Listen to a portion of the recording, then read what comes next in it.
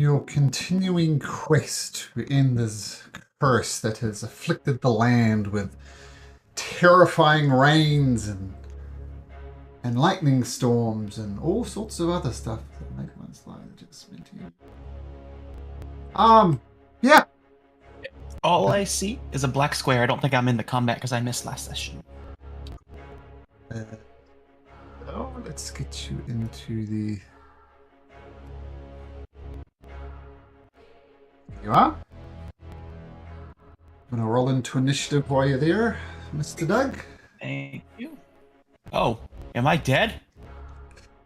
No. How many hit points am I on? Because my sheet has 0 and it's on death saves. You're on long rested. That's how you are. Okay. Get yourself into initiative. Oh, were you still on death saves from apparently we, I guess, TPK'd at the beginning of like 2 sessions ago? Yes, that would make sense. So, did you get Master Eden's monologue about what was going on in Croatia? The last thing I remember was the dream world when the dragon and the prince showed up, and that was it. Oh yeah, so TPK.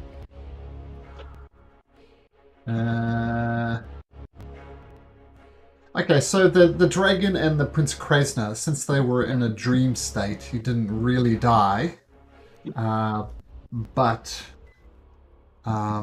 you were just obliterated from them.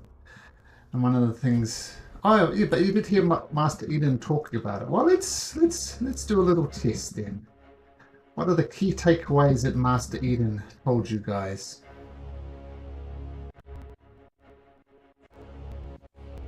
We are to find. Actually, okay. Go ahead. No, I just said meat jug as a joke, but yeah, go ahead. Definitely, we do have a meat jug. Yeah. Basically, we're trying to find the tree that has 1,000 eyes.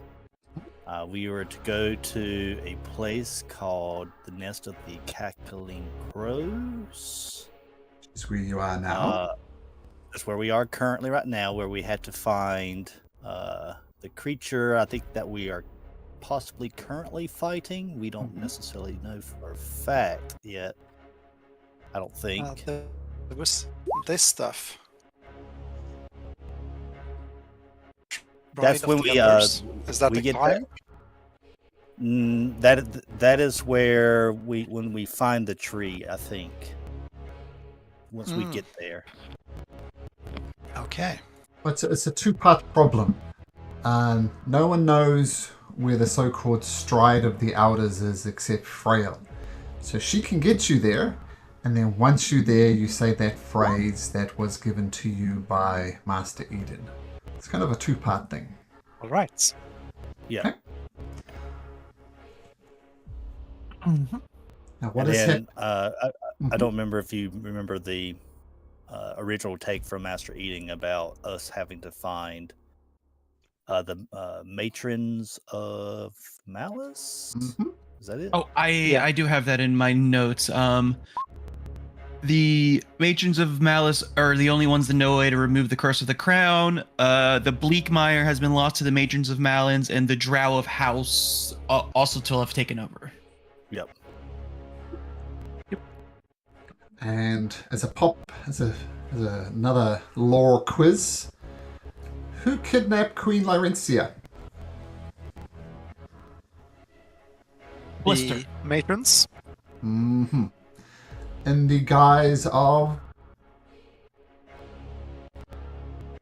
The king. Oh, King Dasmog. The fake king.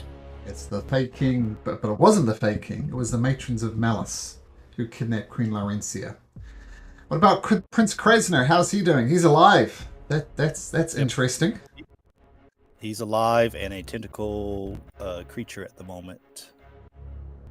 And he was brought back by the drow, correct? That's right. If I remember. That's right. Yep. So Blister, Tyke, and Splinter, the three hags, they initially cursed land with the bleak mire, but with the curse, their attentions were divided, and the drow house of House Astul took over. So they've lost their stronghold in the bleak mire. And one important thing as well, according to the rules of magic, every curse must have a dissolution clause. There must be a way to break the curse and end the curse. And who knows how to end the curse? The three hags. Okay. So, good luck.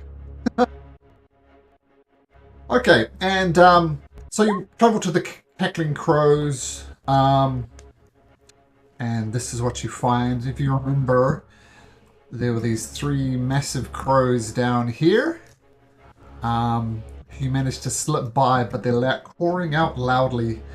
squawking out loudly, even though I couldn't spell the word squawk, squawking out loudly for the return of their mother. And you know the mother is this massive bird that eats ships for dinner. Yep. So and now the massive rock is chasing after my celestial. That's right. But we're gonna roll some dice to see how that pursuit goes. Are you in mental contact with your celestial? Let me see how that's worded. I don't think it's mental.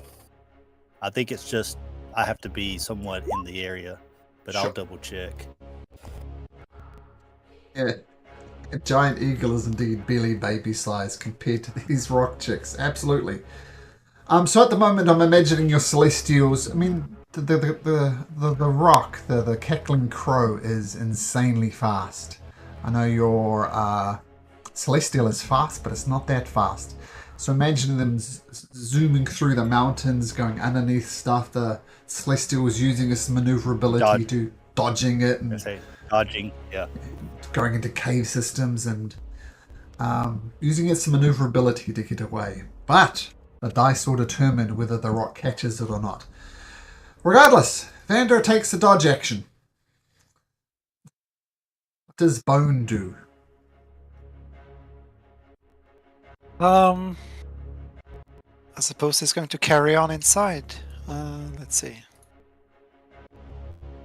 10. Also flying. I guess I'm going to fly past Kiara. Sure. And where's this hole in the ground? A hole in the ground?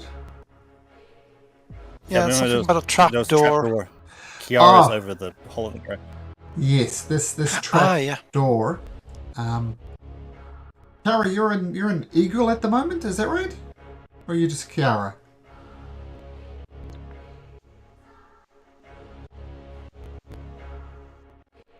I was a plant. I was my. She was the plant thing. Yeah. I was the plant thing, but I turned back into a human because I was going to talk to it.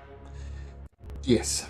So, okay. So, you're standing over the trapdoor. Imagine the trapdoor is not quite easy enough to maneuver around it while you know that it's there. But indeed, if you step... I was never told that there was a trapdoor here.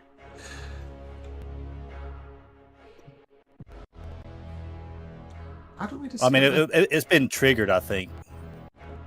So it should be Yeah, like a by big gaping Orion hole. and Adai. Yeah. Yeah, because I had already stepped into the square as the vine creeper, and then I actually ended my turn and changed back too. So I've been on space for a while. They move a square north or a square south. We'll do it that way. I'll do north into the room. Okay, so the big T there is a trapdoor that is open. And I can't remember how someone avoided it, but they avoided it. Otherwise, you fall out of that and fall 200 feet, possibly to your doom. We avoided it because Adai was flying.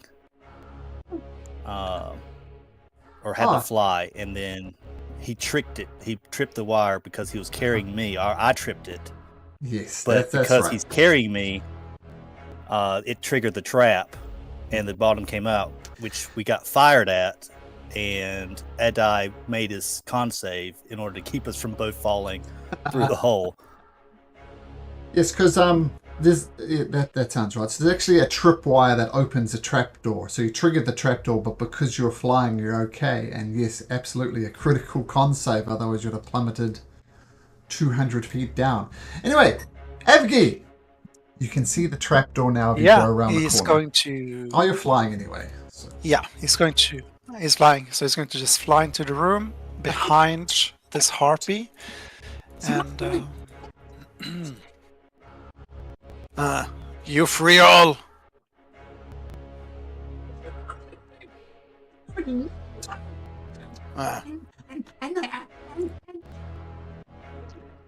Say my name.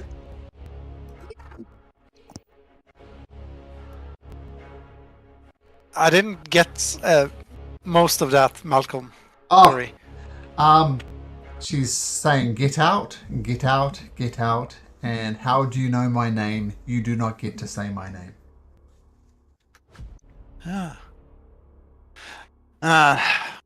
Well, we're not here to hurt you. We just need some information. But I'm not the most persuasive sort, so he's going to just put away his hammer and he's going to grapple her wings and keep her there. Okay, let's do an opposed check. Don't believe you're raging, so it's just normal. Nope. Normal athletics, that is. Ooh, 23. Oh, with a plus 15, that's going to take some beating. She needs an actual 20. Get off me! No!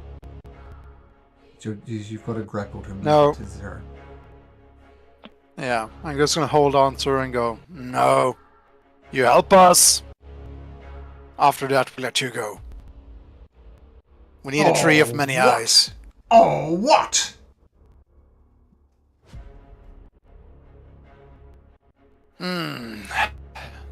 I'll just headbutt her. Okay, make an Arm strike. an arm strike, yeah. Ah, yeah, no, that's not going to work. That's a critical fail.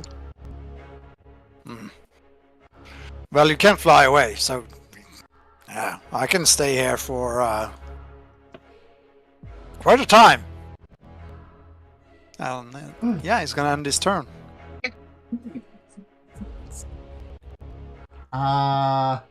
Alright, now, birds are squawking as well. The rock chicks, they know someone's there who shouldn't be.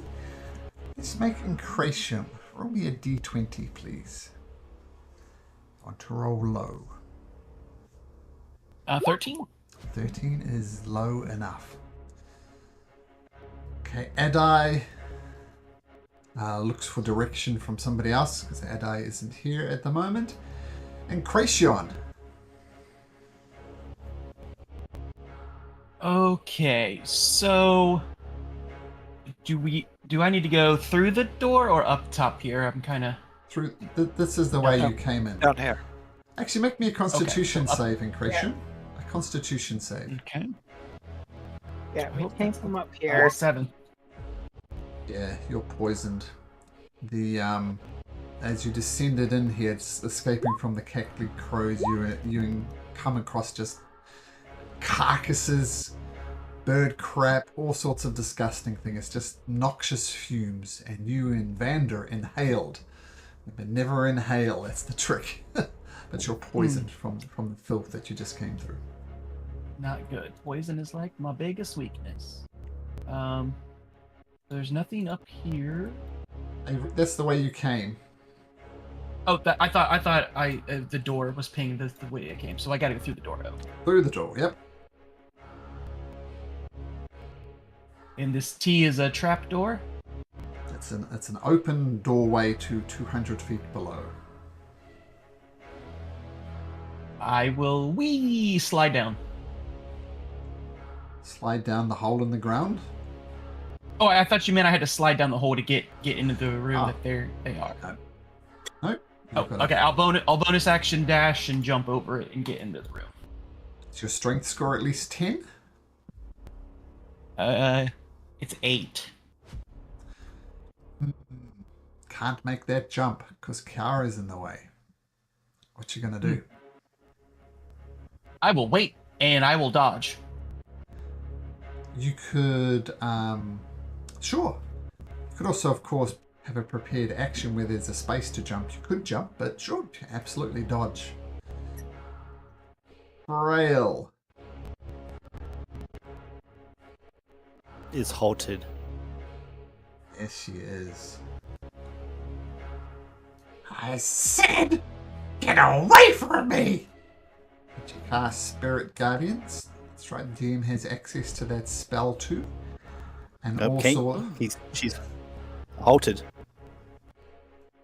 She has to halt on her turn. Oh! That was the command. She failed the command from Orion. Okay, That's true. I thought that is true. I thought that was just. I thought halt was just stop. Yeah, you have to stop. That's all you have to do. According to the command, they have to do that attack, and that's their turn, or whatever Yes. that command is. They stop Stop struggling. it. Stop isn't casting spells though. Stop is just you can't move. Yeah. But it Also, uses its its turn action. it does move and takes no action or bonus action. That's Here, I'll- 2024 though. No, it's not. Commanders, they Make must use their turn to do that. Like it must, Yeah, I think it's they have to takes no actions. Yeah. Okay, yeah. Doesn't move and takes no actions. but it follows the commands for its turn. So it stops straggling in your arm, Avgi. That's what we'll do. And that's Yep. its turn. And the DM won't get to cast Spirit Guardians. Okay, Kiara. The creature is squawking and screaming for Avgi to let her go. What do you do?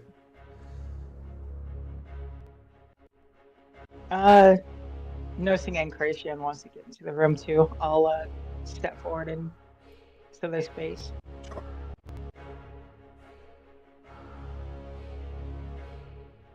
I forget what the NPC's name was. Frail. Earth? Frail. Like that. Frail, it's okay. We're not here to hurt you. We'll come in peace. And she'll switch to Druidic and try to spend her action and bonus action explaining that we need to talk to her. And we had to say that passphrase, right? Once you get to the stride of the elders. Okay, so that's not something we say to Frail. We say that to the elders. She knows how to get there, and then you know the phrase to access the stride of the elders as it's known. Okay. Okay, so you're telling her to... Trying to- Yep, carry on. Yeah, I'm explaining that we came here for our help and that we don't mean her any harm, and I'm trying to explain it in Druidic. Because you're explaining it in Druidic, you can roll at advantage, and you can roll me a persuasion check.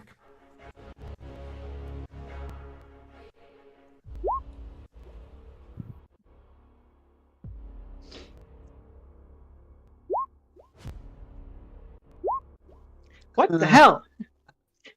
Stop! Oh. Stop spamming! Well, we'll take your first roll. Had another person who happened to them, and they rolled 5 times for every 1 click. But we're going to take your first roll, Kiara. You speak in the language of the droids, but you are a traitor to the cause! Wait, I want to see if I have anything. I don't think I do.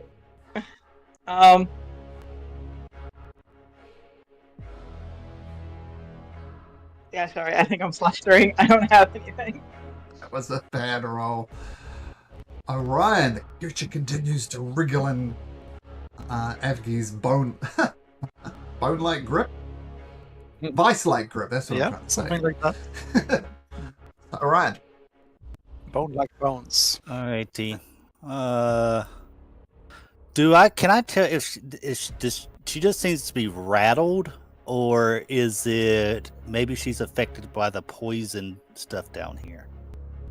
Make an insight check.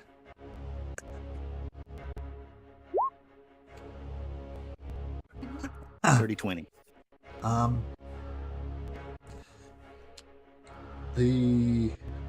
According to Master Eden, they used the help of Frail to access the Stride of the Elders the first time when they're trying to rescue the Queen. According to him, she then retreated into the nest of cackling crows and has been there ever since. And due to this isolation, quite frankly, you think she's gone mad. So not so much that she's poisoned or diseased, she's just mad, crazy as a bird person, crazy as a something.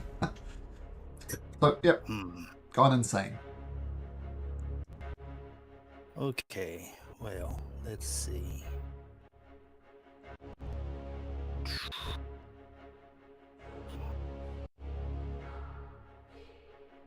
Can't use a concentration thing because that means my celestial goes away. That would be bad. Okay. So I will try.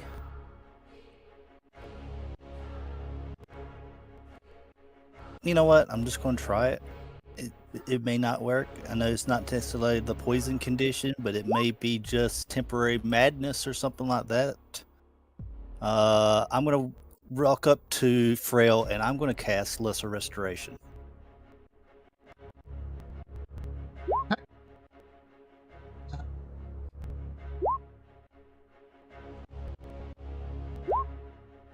Okay, oh, we're getting double from you too. That's cool. Neither one disease. It's interesting. You're not sure, Kiara, what it is.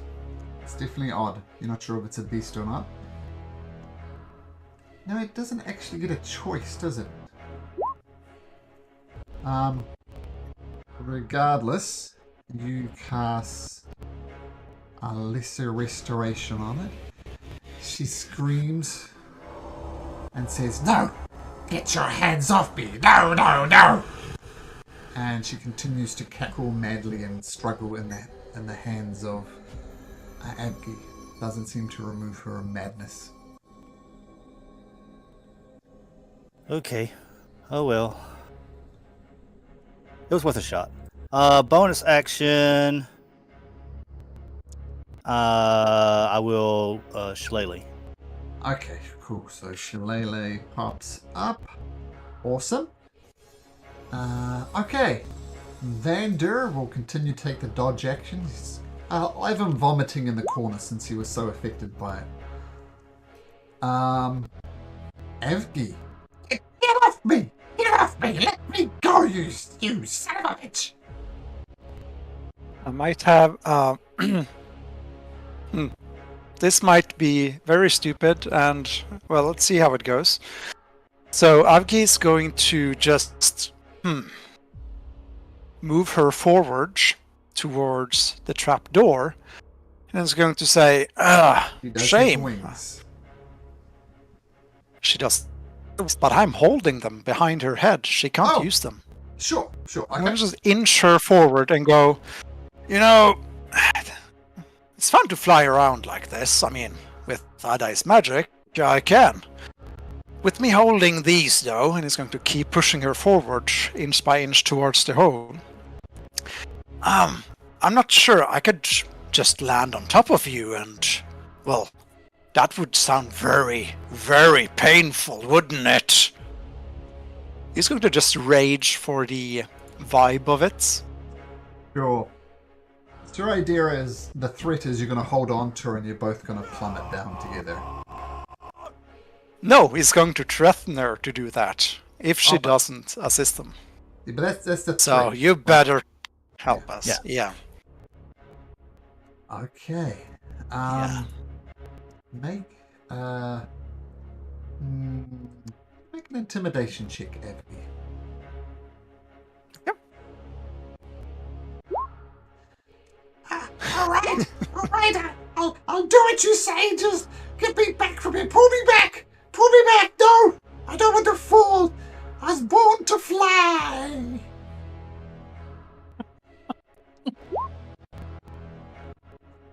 her back. Yeah, it's gonna across. pull her back, just toss her into a corner, and then just jump back at her and grapple her wings again. So just flavorfully, never Sure. letting go of grapple, sort of. Yeah. Yeah, so you So just throw pulling her her back.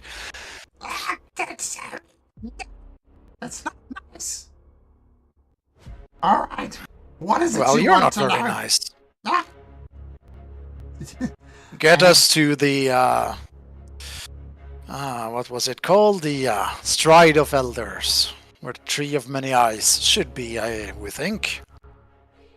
Well, before she answers that, I'm going to ask Evie to roll me a d20.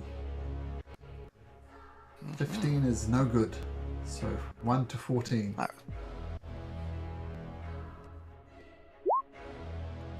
Now roll That's me no a good, D- Evgie. Now roll me a d4, Evgie.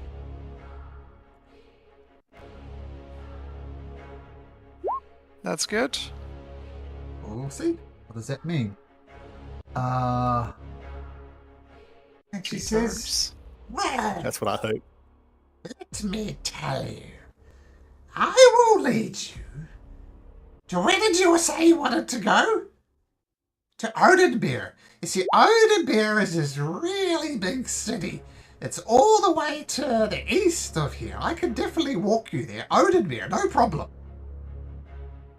Argius just going to. I'm not going to do that to my voice, but he's going to just scream, roar in her face. Stride of Elders. Oh, I thought you meant the place where old people go, which is Oathbreaker. Alright, Stride of Elders. 2. I will lead you to the Stride of Elders, whence we travel through the ancient hidden pathways of the 7 flowers to the world of the Fae! Is she stalling? Make an insight check.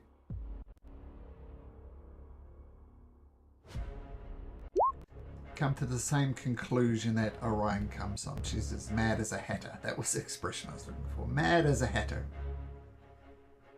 Okay. I guess my rage is over. Well, we're out of initiative order effectively at the moment. There's no combat, but I just want to. We'll be keeping an eye on the time. I really want to do it.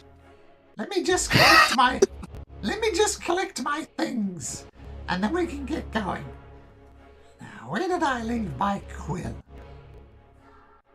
Excuse me, big guy. I think you're standing on my desk. I need to get my quill. It's very important. I think we need to get out of here immediately. Gotta get my That quill. big bird is coming back. That's alright. We can just hang out down here for a bit. No problem. Right, has anybody seen my book? Everybody make a perception check to see if you can spot Can the there- book. Oh boy. Oh, advantage.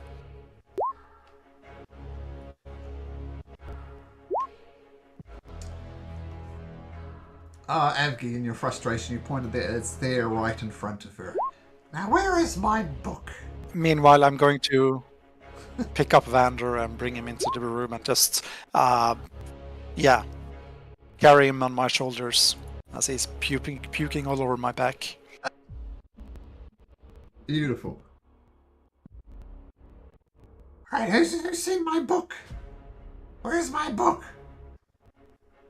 It's literally there. I just told you. Kiara also says that Kid. when we're looking. Right there in front of her face. Kiara also says that when we're looking for the book Mhm. in the chat there.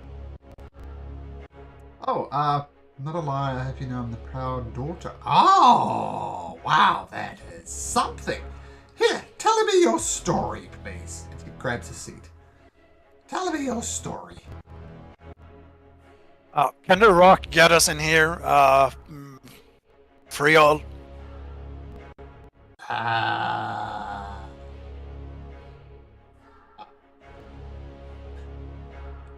Yes. I think we should get out of here.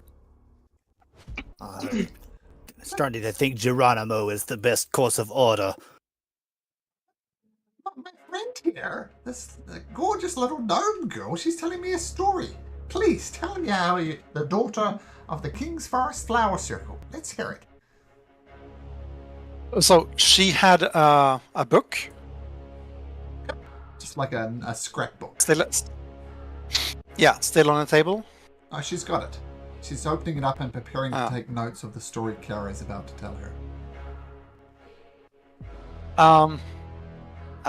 Honestly, Avgi is going to just go and grab it, take it out of her hands, and then he's going to jump into the trap hole and head straight down with Vander. We need to go. Okay, tell what we're going to do is we're going to reveal the entire nest of the cackling crow as soon as I can find it. This is the map. It is. Alright.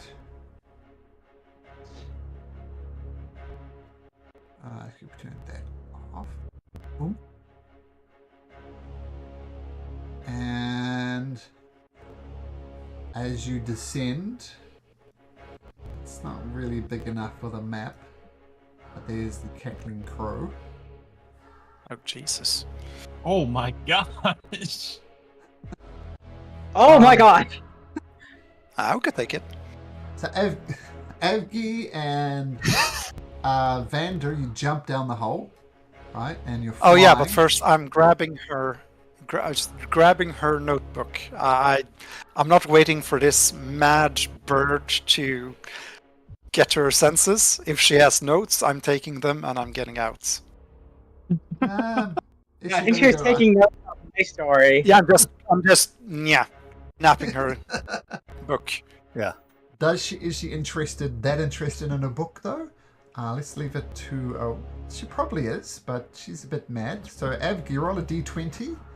You want a 6 or higher. Oh yeah. And she comes flying after you. Good.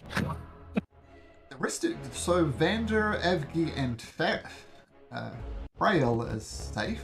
Your Celestial just got munted, so your Celestial is gone. It got eaten by the cackling crow. What do the rest of you do? I'm following suit and jumping in the hole. Jumping in the hole? Uh, Whee!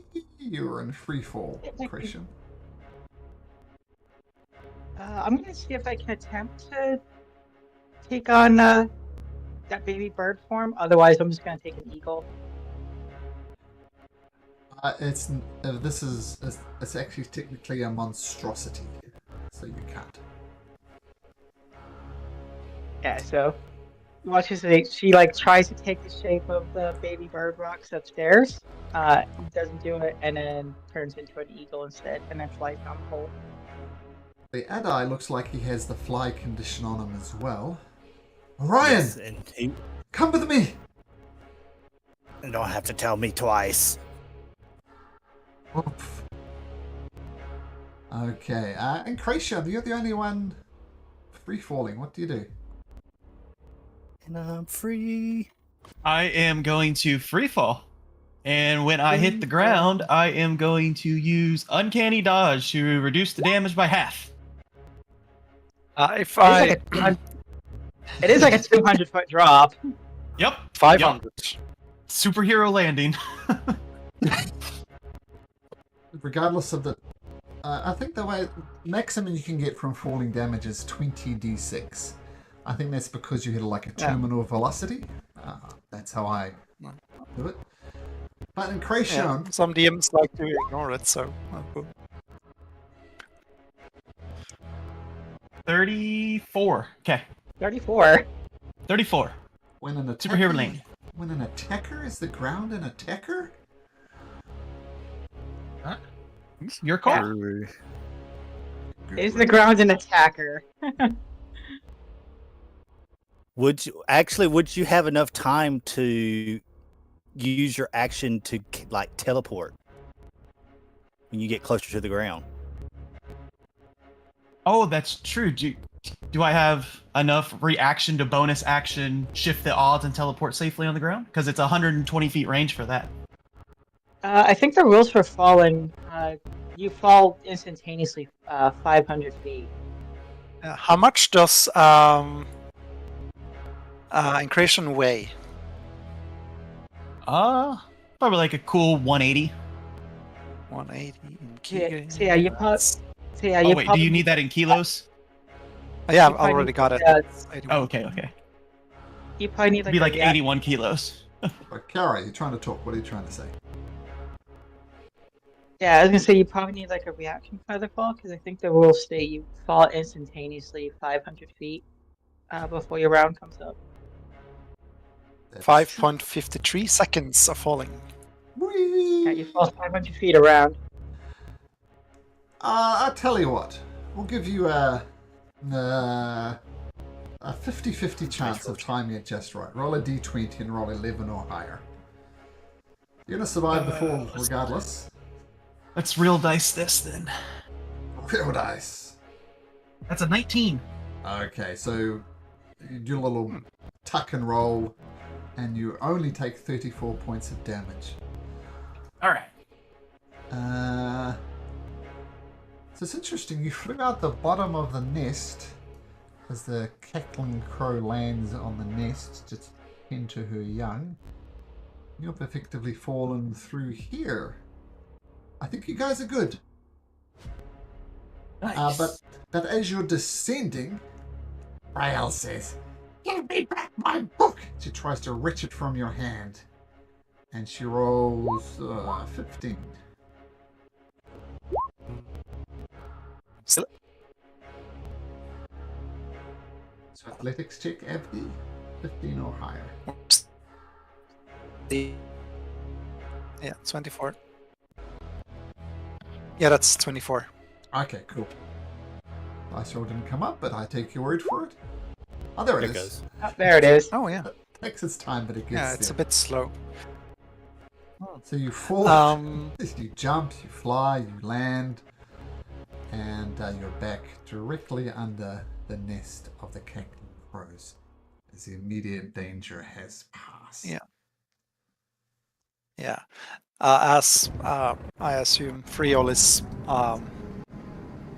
flapping her wings all around me, trying to get her notebook, I'm just going to say, "You can have it back." Oh, thank you! And it's going to just flip through it. And is there information in here about how to find the Stride of Elders? Do you read gibberish? I can't read this. He's just going to hand her notebook back, but yeah. No. It's an overpass of I'm the giants, done. right? It's a big, huge bridge that's got this nasty snake thing under it with many heads. I suggest you walk away from there. But anyway, this way to the overpass of the giants. No. We took care of the overpass of the giant's creature. What was it again? We are looking for the place that you were accompanying Master Eden at one point in time, finding this tree with many eyes, perhaps over 1,000. I can't get you to the tree, but I can get you to the Stride of Elders. No problem. Here, follow me. Yes. Phenomenal. I closed his eyes like crap. Now all we gotta do is to give her the wrong answer of what we're looking for, and we got it right. Gracian, roll me a d20. All right. 11. Yep, just a little bit further this way. And for another day, you continue to travel south. Avki, roll me a d20.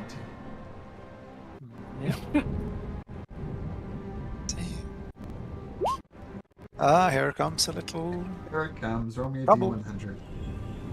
Oh no. Give us the trouble. 5. Just get my table. Oh, since it's been a day, Malcolm, does that mean we've had a long rest and I'm no longer poisoned? Yes, you're no longer poisoned.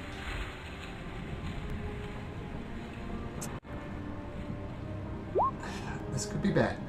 Evgi, roll me a d6 and do not roll a 6. Oh, that's a 4. Kiara, make a That's dexterity. 6 dragons. Kiara, make me a dexterity saving throw, please.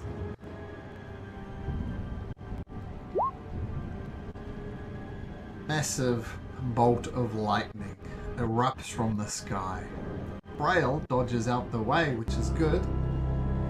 But Kiara, you eat the lightning bolt. It's a massive lightning bolt. You take 53 points of damage. How?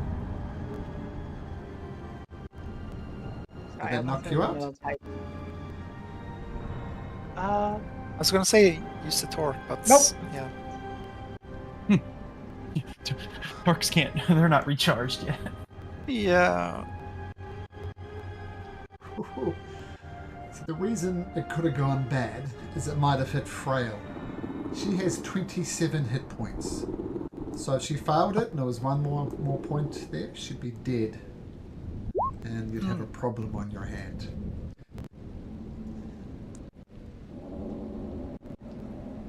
Mhm. Oh, that hurt. I'm still above half. Oh, good. Good. Nice when you take a lightning bolt to the face and you're still okay. Oh, alright, alright. Alright, let's carry on. So that was that one. Also, I need just, rollies Rollies? for your aid. Who gets aid? Oh. Top 2 gets aid. Oh yeah. Oh, I was just going off of your assumption that you gave it to the same people.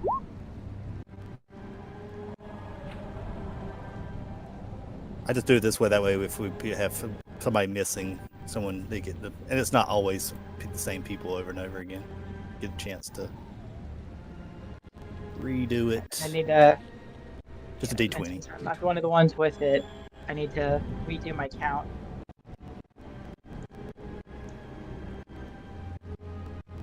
Okay, so never mind. I'm not above half anymore. I am below half.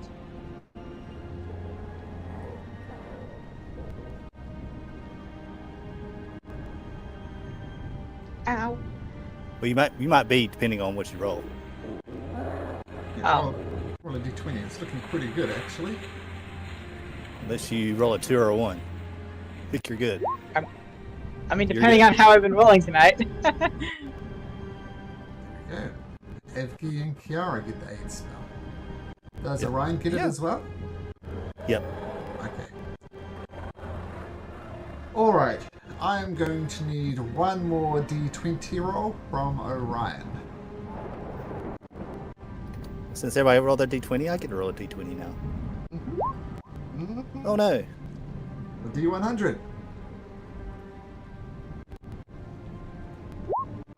Is it another Oh. lightning bolt? No. Lightning bolt's 5 to 7.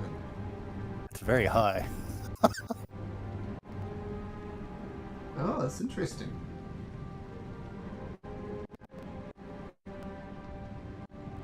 A giant crow follows us. Crap! Oh, that'll be funny.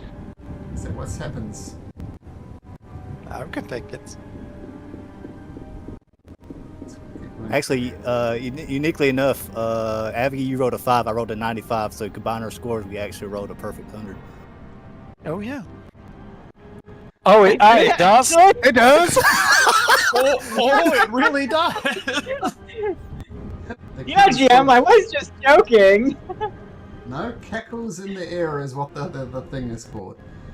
And Question: Is this a separate day? So does Kiara get all of her hit points back from a long rest from the lightning bolt? oh yeah, separate day. Separate day. It's more for flavor. Do we want to roll again to see who gets the new aid? No, we'll do No, just do it for each session. Everybody just rolls each, for the each session. session seems good. So you see the cackling crow circling. What do you do?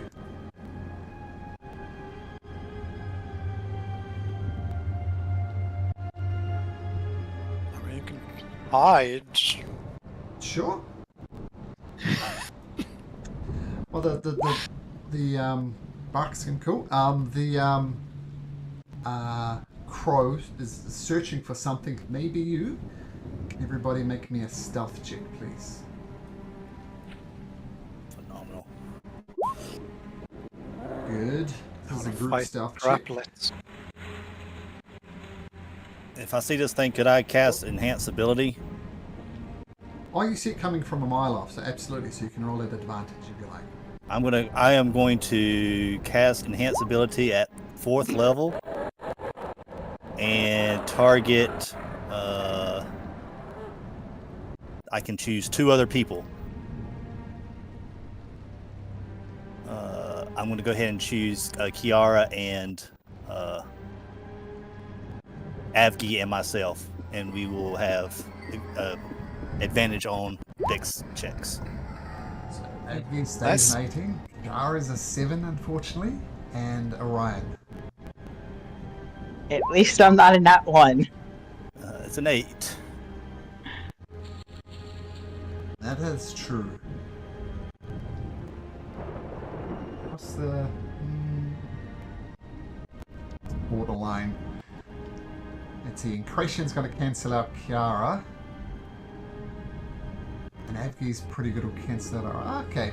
So the cackling crow, and it is cackling, like a witch. That's why it doesn't make the normal crow sounds, but it is cackling like a witch would.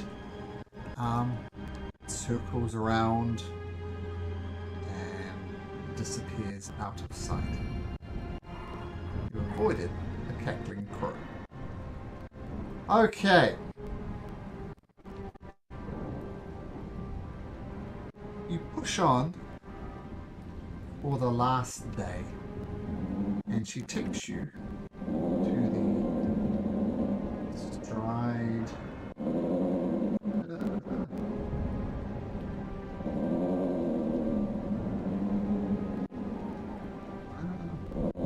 My notes.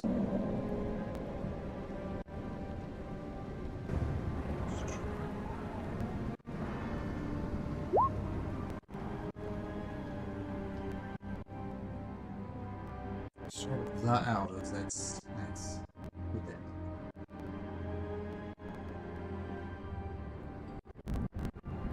I'm just waving my barks again.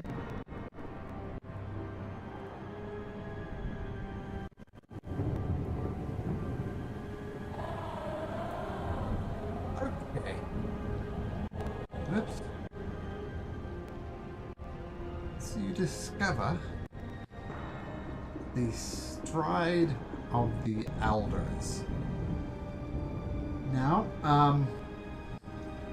she takes you to a place. It begins with a collection of oak trees in the south of the Arden forests. The overgrown forest blocks passage with tangled bushes on the ground with thick foliage as its canopy. As she pushes through, she says, "Alright, here it is. This stride of the elders. To walk this path, and if you're deemed worthy, you'll find the way to the fell realm. Alright, pleasure doing business with you." And she starts walking away.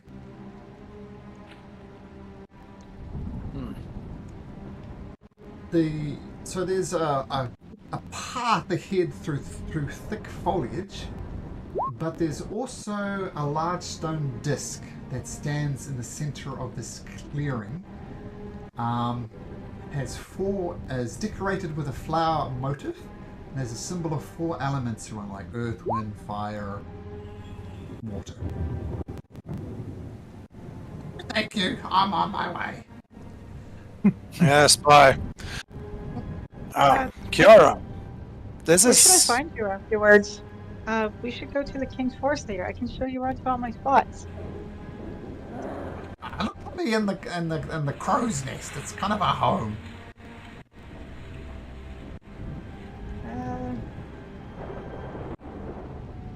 I can try to come visit you.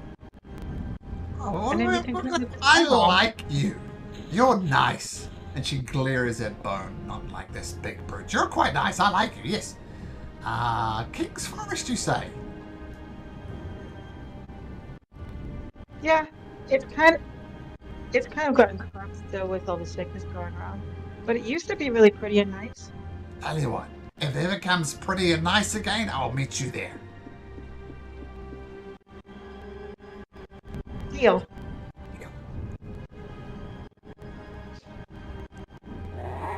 So, And then so you walk through a narrow I'll, place. Sorry, Kara, you go. she'll turn and wave Frail off if she's going back to the nest. She says appears to be heading in that direction. So so she takes you through a narrow path and it opens up into a clearing covered in foliage all around, almost like a hedge, just fully enclosing this thing. And the only thing in the center of it is this pedestal, with split up into 4 sides with a symbol of fire, water, earth, and the one I forgot to say: fire, water, earth. What's the other one? Air. Air. Yes, air. This seems kind of... This is your kind of knowledge stuff, right, Kiara? The Fey realm and... elements, perhaps? I think so. Can you give me a minute? And she'll start kind of like walking around it, like looking at the details and trying to like study it. Can I assist her as she's doing that? Well, yeah, there's not much to see. There's an enclosed glade. The only way out is the way you came. And there's this pedestal with the 4 symbols on it. Does this have something to do with the poem that we know? Did someone say that the poem? I'm reading Ancratian's poem that he put in chat. Which is what Master Eden told you. Yeah, so I'll stand in the middle of the clearing area, between all the pedestals. Skin of the trees, word with the ape, nurture the bridge, and meet the stag at the gate. The hedges part and a trail leads southwards.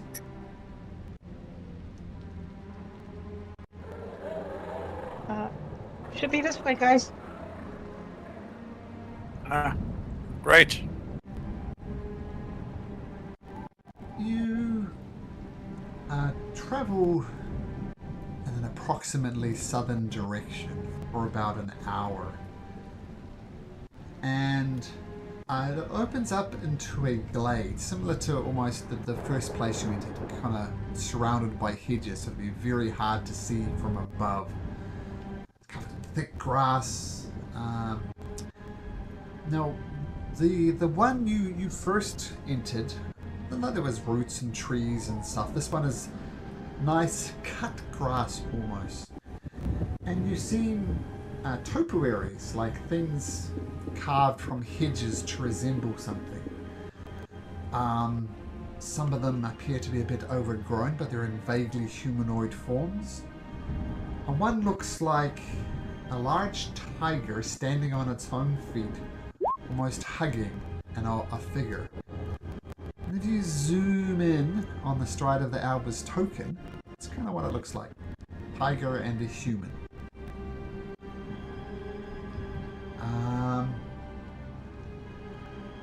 Can everybody make a Constitution saving throw, please? Except Kiara.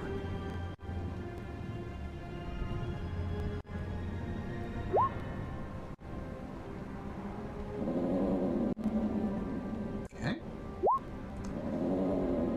Incration and Avgi, you're admiring these carved hedges and looking at this tiger and this man. It's quite touching almost, the detail is put into it. Orion, leaves start growing all over your body and you're struggling to shake them off. Make me another Constitution saving throw, please. My.